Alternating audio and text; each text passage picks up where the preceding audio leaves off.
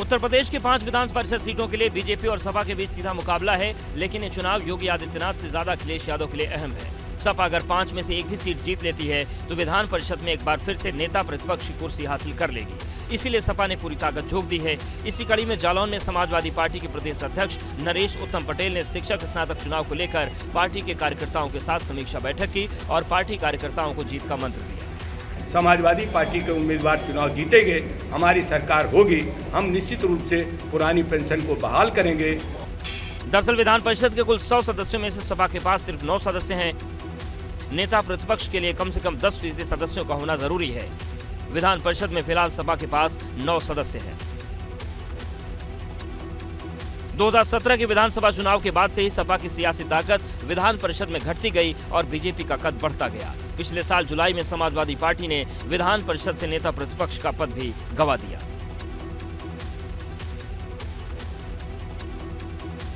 वही उत्तर प्रदेश सरकार जल्द ही गन्ना मूल्य का ऐलान कर सकती है, लेकिन उसके पहले ही राष्ट्रीय लोक दल के नेता जयंत चौधरी ने सीएम को पत्र लिखकर गन्ने पर सियासी गहमागहमी बढ़ा दी।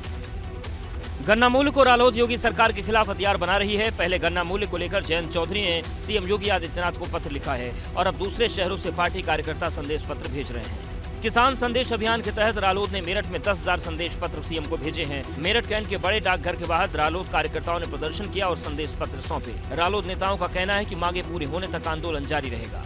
कम से कम 10,000 पत्र भेजने का लक्ष्य जो इकट्ठे किए हैं कार्यकर्ताओं ने, जो गाँवों से किसानों ने लिखे हैं, और सरकार को नसीहत करने के लिए कि पेराई सत्र आधा बीतने को है और गन्ना मूल्य अभी तक घोषित नहीं किया है। किसान को पता ही नहीं है कि मेरा गन्ना का जो मुझे क्या भुगतान होगा। जयंत चौधरी की चिट्ठी पर भाजपा की ओर से करारा हमला बोला गया है। लक्ष्मीकांत वाजपेयी ने जयंत चौधरी को उनकी सहयोगी सपा की सरकार की याद दिलाई है। जयंत चौधरी से मैं एक बात पूछना चाहता हूँ, किसी मांग को करने से पहले अपनी गिरवा भी झाँक कर देख लीजिए। दरअसल गन्ना पेराई सत्र उत्तर प्रदेश में 3 महीने से चल रहा है, लेकिन अभी तक 2022-2023 का गन्ना मूल्य घोषित नहीं हुआ है। किसान लागत का हवाला देते हुए मूल्य वृद्धि की आवाज उठा रहे हैं। रालोद इसी को भुनाने की फिराक में है। राहुल गांधी की अगुवाई में चल रही कांग्रेस की भारत जोड़ो यात्रा अपने अंतिम फेज में है। 30 जनवरी को यात्रा खत्म हो जाएगी और इसी के साथ अब कांग्रेस अपने दूसरे अभियान को लॉन्च करने जा रही है, जिसका लोगो भी जारी कर दिया गया। कांग्रेस ने हाथ से हाथ जोड़ो अभियान का लोगो लॉन्च किया। यह अभियान 26 जनवरी से शुरू होगा और इसका उद्देश्य राहुल गांधी की भारत जोड़ो यात्रा के संदेश को आम लोगों तक पहुंचाना है। इसी के साथ कांग्रेस ने बीजेपी के खिलाफ एक चार्जशीट भी जारी की। लोगो जारी करते हुए कांग्रेस के वरिष्ठ नेता जयराम रमेश ने कहा कि जहां भारत जोड़ो यात्रा एक वैचारिक आंदोलन है, वहीं हाथ से हाथ जोड़ो पूरी तरह राजनीतिक। हाथ से हाथ जोड़ो अभियान एक सीधे तरीके से 100% राजनीतिक अभियान है। कांग्रेस के हाथ से हाथ जोड़ो अभियान की कमान प्रियंका गांधी के हाथों में होगी। मकसद है ज्यादा से ज्यादा महिलाओं को पार्टी से जोड़ना। इतना भी उत्तर प्रदेश में तैयारियों का जो सिलसिला चल रहा है, सारा का सारा नेतृत्व आदरणीय दीदी प्रियंका जी कर रही हैं। उनकी देखरेख में इसे हाथ से हाथ जोड़ो अभियान को चालू किया जा रहा है। जाहिर है 26 जनवरी से शुरू होने वाले हाथ से हाथ जोड़ो अभियान के जरिए कांग्रेस 2024 के लिए अपना हाथ मजबूत कर रही है। इधर लखनऊ में भाजपा कार्यालय पर पदाधिकारियों की बैठक हुई, जिसमें कई तरह की रणनीतियां बनाई गई। भाजपा कार्य समिति की बैठक में भाजपा के प्रदेश अध्यक्ष भूपेंद्र चौधरी, संगठन महामंत्री धर्मपाल सिंह सैनी के साथ भाजपा के प्रदेश पदाधिकारी शामिल रहे, जिसमें लोकसभा चुनाव 2024 समेत कई रणनीतियों पर चर्चा की गई। साथ ही राष्ट्रीय कार्यकारिणी के फैसले पर चर्चा की गई, जिसमें फैसलों को लागू करने की रणनीति बनी और जिला स्तर पर संदेश देने का प्लान बनाया गया। साथ ही मिशन 2024 के लिए व्यापक प्लान तैयार किया गया और पीएम मोदी के निर्देशों पर चर्चा की गई। 2024 लोकसभा चुनाव को ध्यान में रखते हुए कई प्रस्तावों पर मुहर भी लगाया गया। प्रदेश अध्यक्ष भूपेंद्र चौधरी ने साफ किया कि 9 राज्यों के आगामी विधानसभा चुनावों और लोकसभा चुनाव में जीत के प्रति पार्टी आश्वस्त है। गुजरात चुनाव में पन्ना समिति बनाई गई, उससे सफलता मिली है, जिसे भाजपा आगे बढ़ाएगी।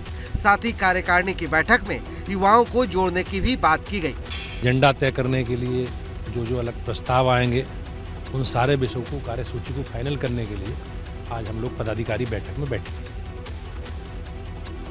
चारधाम की रक्षक कही जाने वाली मां धारी देवी अब जल्द अपने नए मंदिर में शिफ्ट हो जाएंगी। मां की प्रतिमा को 28 जनवरी को नए मंदिर में विराजमान किया जाएगा। जल्द ही मां धारी देवी अपने नए मंदिर में शिफ्ट हो जाएंगे। इसके लिए मंदिर प्रशासन और जिला प्रशासन ने युद्ध स्तर पर तैयारियों को अंजाम देना शुरू कर दिया है। 22 जनवरी से नए मंदिर में धार्मिक अनुष्ठान शुरू कर दिए जाएंगे और 28 जनवरी को मां धारी देवी की प्रतिमा नए मंदिर में विराजमान हो जाएगी। इसके लिए पुजारी न्यास के क्षेत्रीय विधायक और कैबिनेट मंत्री डॉक्टर धन सिंह रावत को कार्यक्रम में शामिल होने का न्योता दिया गया है। 22 तारीख से ही प्रक्रिया शुरू हो जाएगी, लेकिन 24 तारीख से जो है बसंत पंचमी जो आती है, बसंत पंचमी दिन से हम लोग जो है सत्संग का आयोजन करेंगे और ठीक अष्टमी को शनिवार को 28 तारीख को देवी को सुबह शुभ मुहूर्त में जो है स्थिर लगन में मां को यहाँ विराजमान किया जाएगा। आपको बता दें कि पहले धारी देवी का मंदिर श्रीनगर से 13 किलोमीटर दूर अलकनंदा नदी के किनारे स्थापित था, लेकिन जल विद्युत परियोजना के निर्माण में मंदिर डूब क्षेत्र में आ रहा था, जिसके बाद परियोजना का संचालन कर रही कंपनी ने पिलर खड़े कर नए मंदिर का निर्माण शुरू किया था और 2013 में आई आपदा के बाद धारी देवी की प्रतिमा को अपलिफ्ट कर दिया गया था। इधर उत्तराखंड में पूर्व विधायकों के संगठन में दरार पड़ती नजर आने लगी है। संगठन के पहले ही सम्मेलन में हंगामा खड़ा हो गया। अपना गुस्सा जाहिर करते ये हैं कि इच्छा से विधायक रहे राजेश शुक्ला। मौका था पूर्व विधायकों के संगठन के पहले सम्मेलन का। सम्मेलन में पूर्व विधायकों के बीच वाद विवाद हो गया। भर्ती घोटाले में सरकार की आलोचना हुई तो पूर्व विधायक राजेश शुक्ला का पारा हाई हो गया। उनका कहना था कि भर्ती घोटाले को उजागर करने पर सरकार की सराहना होनी चाहिए थी। इसके बाद राजेश शुक्ला सम्मेलन को बीच में छोड़कर चले गए। पूर्व विधायकों के संगठन के इस सम्मेलन में पूर्व सीएम हरीश रावत, हरक सिंह रावत, शूरवीर सिंह सजवाण और हीरा सिंह बिष्ट समेत कुल 40 विधायक शामिल हुए। सम्मेलन में जिन मुद्दों पर चर्चा हुई उनमें भर्तियों में गड़बड़ी के मामले में सीबीआई जांच, आरोपी राजनेताओं नौकरशाहों पर कार्रवाई, कर्मचारियों की पुरानी पेंशन बहाली, रोजगार में 70% स्थानीय युवाओं को मौका शामिल है। अब ये मुद्दे सरकार के सामने उठाए जाएंगे। पूर्व सीएम हरीश रावत ने पूर्व विधायकों की ओर से बने संगठन को अच्छी पहल बताया है। संख्या से कोई उसका मतलब नहीं होता है, इसमें संख्या तो लगातार आ रहे हैं जा रहे हैं। कई लोग आए थे फिर बीच में चले गए, लेकिन कुल मिलाकर के जो भी यहाँ पर विचार हो रहा है वो ये हो रहा है कि प्रदेश के हित में हम अपना क्या योगदान दे सकते हैं। यूपी के 4 शहरों में G20 की 11 बैठकें होनी है, जिसमें जन सहभागिता बढ़ाने के लिए पूरे यूपी ने वॉकथॉन किया। मुख्यमंत्री योगी आदित्यनाथ ने आगरा, वाराणसी, लखनऊ और गौतम बुद्ध नगर में आयोजित G20 वॉकथॉन को हरी झंडी दिखाकर रवाना किया। इस दौरान सीएम के साथ डिप्टी सीएम ब्रजेश पाठक भी मौजूद रहे। सीएम योगी को G20 का लोगो युक्त झंडा सौंपा गया। इसके बाद उन्होंने इस वॉकथॉन को झंडा दिखाकर रवाना किया। इस वॉकथॉन में हजारों की संख्या में स्टूडेंट, एनसीसी कैडेट्स और स्थानीय लोग शामिल हुए। मुख्यमंत्री योगी आदित्यनाथ ने इस दौरान 519 लाख की लागत से केडी सिंह बाबू स्टेडियम में G20 बहुउद्देशीय क्रीड़ा हॉल का शिलान्यास भी किया। इस अवसर पर सीएम योगी ने कहा कि यूपी के 4 शहरों में G20 की जो 11 बैठकें होनी हैं, उनमें जन सहभागिता बढ़ाने के लिए ये आयोजन हो रहा है। 20 बड़े देश G20 के नाम पर जाने जाते हैं और दुनिया के उन 20 बड़े देशों का नेतृत्व आज उत्तर प्रदेश को प्राप्त हुआ है। इस विषय हम सब के लिए गौरव की बात है। 13 फरवरी से 15 फरवरी तक G20 की बैठक होने वाली है, जिसमें 19 देशों के प्रतिनिधि भारत आएंगे। मुख्यमंत्री महोदय आनंदित हैं, आप सब आनंदित हैं, ये उल्लास के क्षण हैं। वहीं गंगा विलास क्रूज की सफलता के बाद उत्तर प्रदेश सरकार प्रदेश में नदियों के जरिए पर्यटन उद्योग को बढ़ावा देने की योजना बना रही है,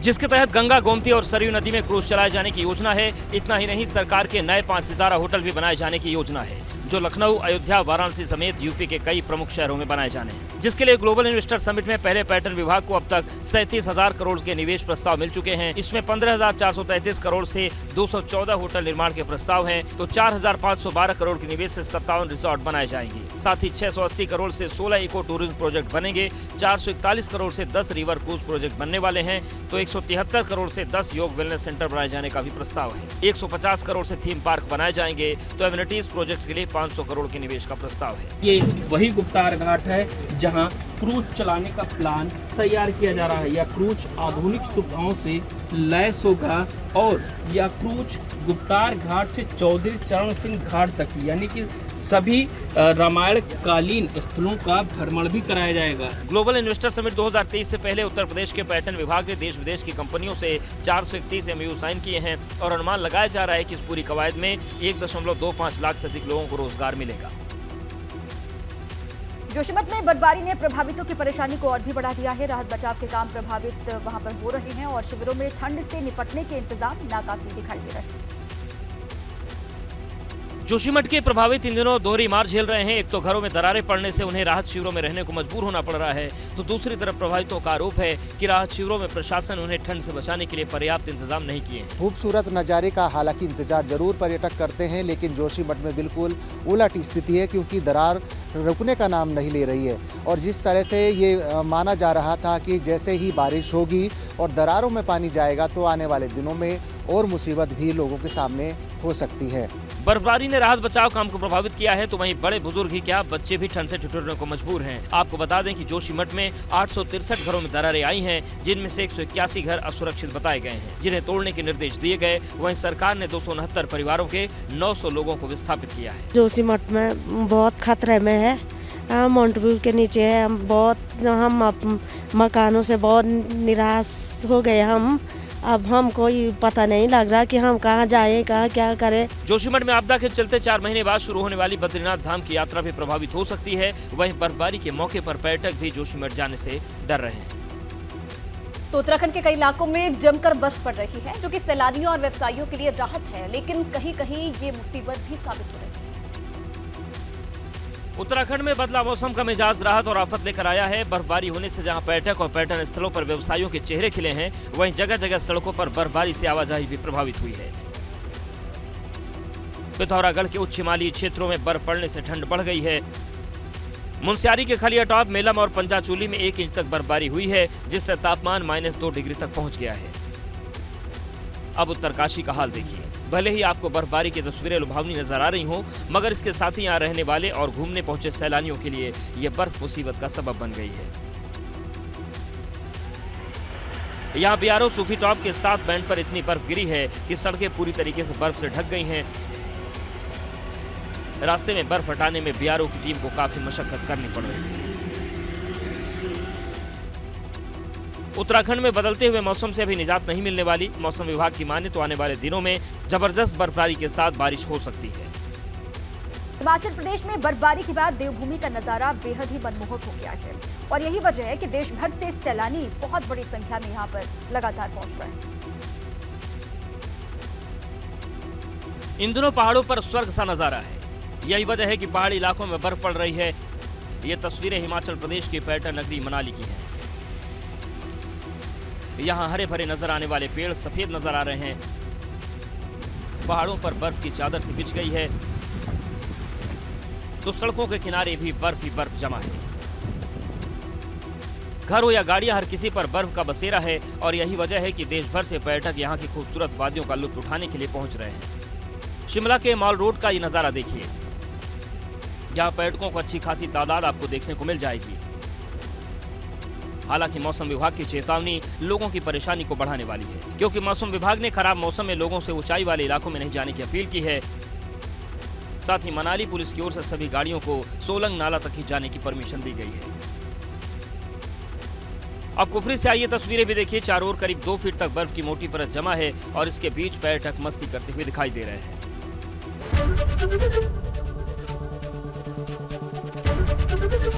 एबीपी गंगा, खबर आपकी, जुबान आपकी।